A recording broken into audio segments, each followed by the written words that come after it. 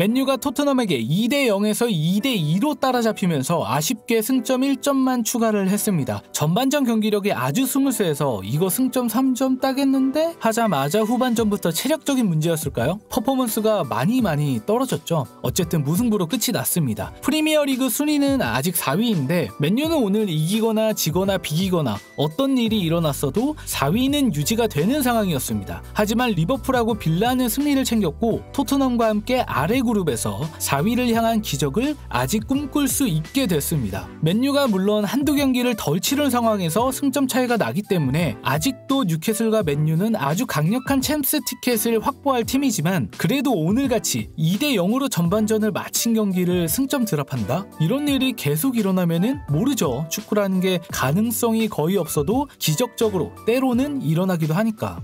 그래서 더 이상의 승점 드랍은 안 했으면 좋겠네요. 오늘 득점과 실점 장면을 한번 살펴보겠습니다.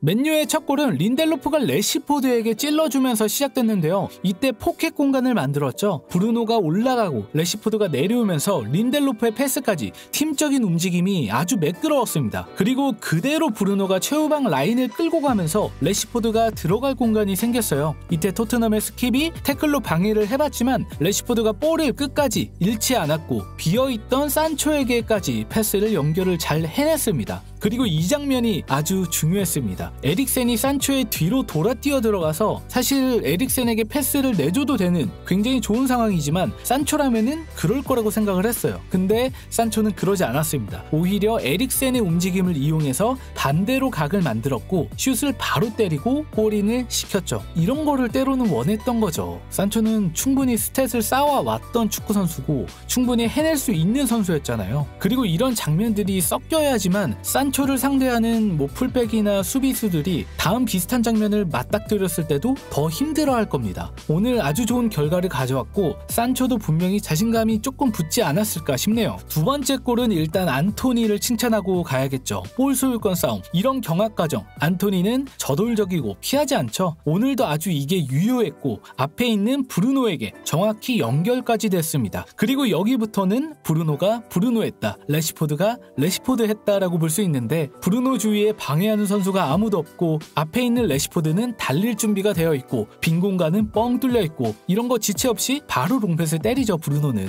그리고 그 공을 받은 레시포드도 워낙 1대1을 즐겨하는 선수고 공간이 이 정도로 많이 난다면은 치고 달리기만 해도 따라잡을 수비수는 그렇게 많지 않죠. 그리고 마지막 피니시까지 정말 멋지게 해냈는데요. 마지막 피니시는 사실은 포스터가 각을 좁혔는데도 니어 포스트로 찼어요. 정말 좋은 마무리였다고 생각이 듭니다. 정확하고 강하게 아주 칭찬할 만한 피니시가 나왔습니다.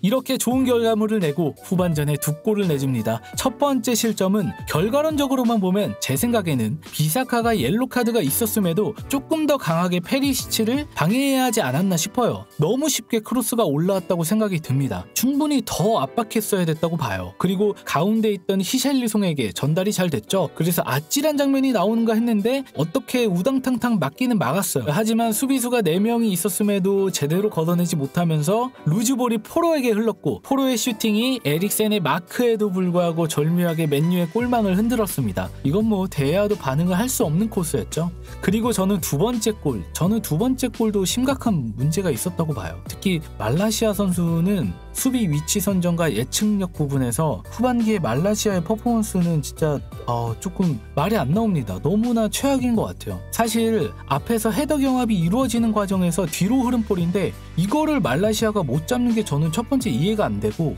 공이 어디로 올지 예측 못했다고 해도 그것도 그거대로 문제라고 생각이 들어요. 케인한테 이런 공간을 내준다? 이거 골 넣으라는 거죠. 너무나 쉬운 토트넘의 찬스였습니다.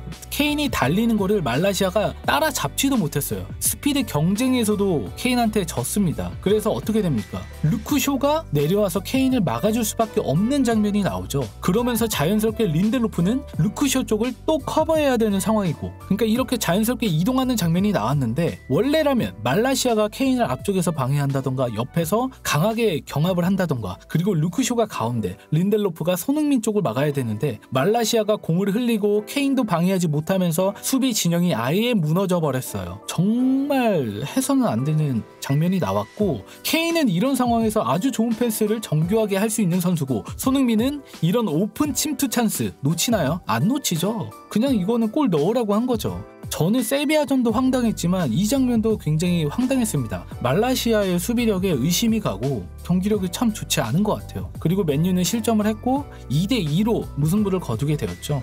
오늘도 감히 제가 선수들의 평점을 매겨보겠습니다. 오늘 전후반전이 완전 퍼포먼스가 달라서 어디에 중점을 두냐에 따라 평가가 갈릴 것 같습니다. 일단 대해안은 전반전에는 놀라운 선방을 2번 보여줬어요. 하지만 결국 후반전에 2번의 실점을 했고, 다만 이 2번의 실점이 대하의 능력과는 별개로 실점을 한 거죠. 저는 6점을 주겠습니다. 비사카는 전반에 린델로프와 함께 히샬리송 중심으로 오는 공격을 꽤 잘 막아냈습니다. 간간히 나오는 태클도 준수한 플레이들이 있었고요. 하지만 저는 첫 번째 실점에 크로스를 강하게 붙이하는 거, 그 부분에서 조금 아쉬웠다고 생각이 들어요. 6점을 주겠습니다. 린델로프 7점을 주겠습니다. 첫 번째 득점을 하는 데 있어서 패스길을 열어주기도 했고, 후방에서 루크쇼와의 호흡, 루크쇼가 이동하면 거기를 커버해주고, 그리고 린델로프가 이동하면 루크쇼가 커버해주고, 이런 호흡들이 나쁘지 않았다고 생각이 들어요. 그리고 기본적으로 개인이 해야 하는 수비 능력, 그 부분은 준수했다고 생각이 듭니다. 루크쇼 8점을 주겠습니다.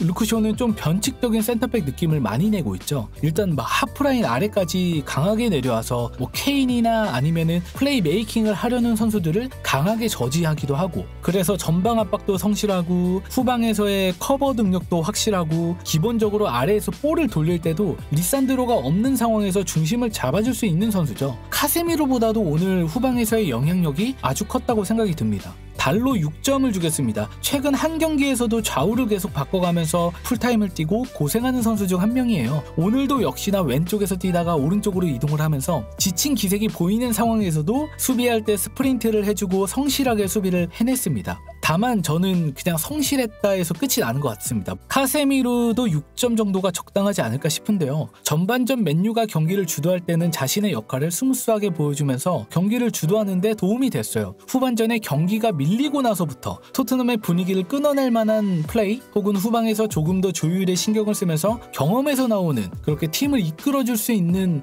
그런 역할을 해줄 수 있지 않을까 싶었는데, 그 부분이 조금 뭔가 안정감을 더해주거나 상대의 강한 흐름을 버텨주는 데 있어서 조금 아쉬웠다고 생각이 듭니다. 에릭센 6점을 주겠습니다. 확실히 최근 경기들에서 맨유가 밀리는 흐름이 오면은 에릭센이 중원 압박이나 직접적인 볼 싸움에 있어서는 영향력이 크지 못한 것 같습니다. 물론 에릭센도 따지고 보면은 뛰는 범위가 굉장히 넓은 선수인 건 맞죠. 하지만 공을 갖고 있는 상황, 온더볼에서는 이 능력에 킥 능력까지 더해져서 아주 준수하지만, 밀리는 상황에서는 뭔가 신체적으로 중원에서 보탬이 필요할 때, 이럴 때는 조금 자신의 역할을 수행하는데 어려움을 겪는 것 같아요. 그래서 오늘도 교체가 된 것 같고요. 그리고 브루노는 7점을 주겠습니다. 6점도 잠깐 생각을 했어요. 왜냐면은 후반전에 그 쐐기골 찬스, 어떻게 그걸 놓치죠? 근데 뭐라고 못하겠는 게 본인의 능력으로 만들었어요. 진짜 엄청난 터치를 보여줬죠. 근데 본인이 만들고 본인이 놓치는 그런 조금 아쉬운 상황, 그게 들어갔으면 위닝골이지 않을까 싶은데,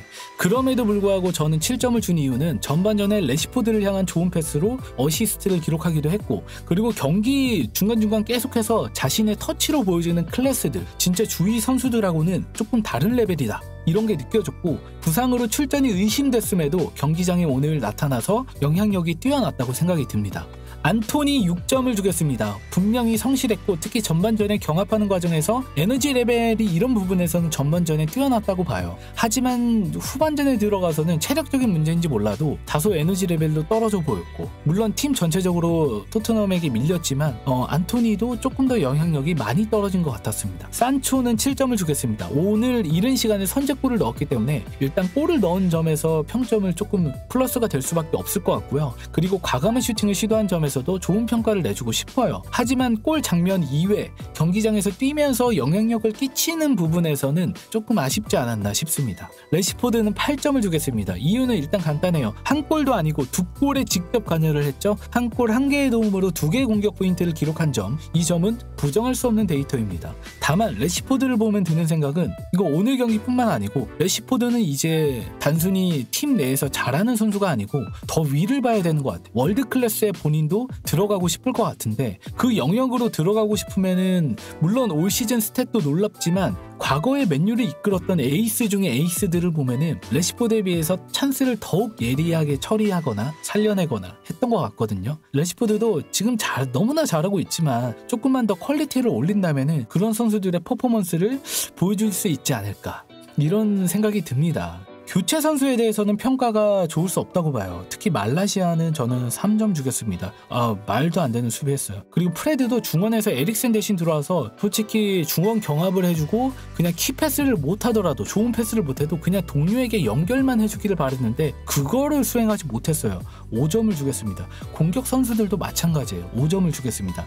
테나는 6점을 주겠습니다. 체력적으로 어려운 상황이긴 했어요. 전반전에 결과를 빠르게 갖고 오는 좋은 전략도 갖고 왔고요. 하지만 후반전에 어쩔 수 없이 체력 저하 때문일지 몰라도 경기에 대한 해결책을 내지 못했고 교체 투입한 선수들도 자신의 역할을 해내지 못하면서 승리를 굳히지 못한 점, 이 부분에서 높은 점수를 줄 수는 없다고 생각이 들어요. 그래서 6점을 주겠습니다. 맨유의 다음 경기는 아스톤 빌라입니다. 어느샌가 리그 6위의 위치에서 챔스 티켓 기적을 바라고 있는 팀들 중 하나인데요. 홈 경기니까 이 경기 무조건 이겨야 됩니다. 이거 승점 드랍하면은 다음 경기 브라이튼 원정입니다. 이거 진짜 안 됩니다. 빌라전은 무승부도 안 돼요. 무조건 이겨서 승점 3점을 따와야 되고 테나도 올드 트래포드에서 결과를 갖고 와야 됩니다. 과연 맨유의 챔스 티켓 향방이 어떻게 될지, 빌라전에서 굳히는 분위기로 갈지 아니면 끝까지 모르게 될지 기대가 되네요. 오늘 리뷰는 여기까지 하겠습니다.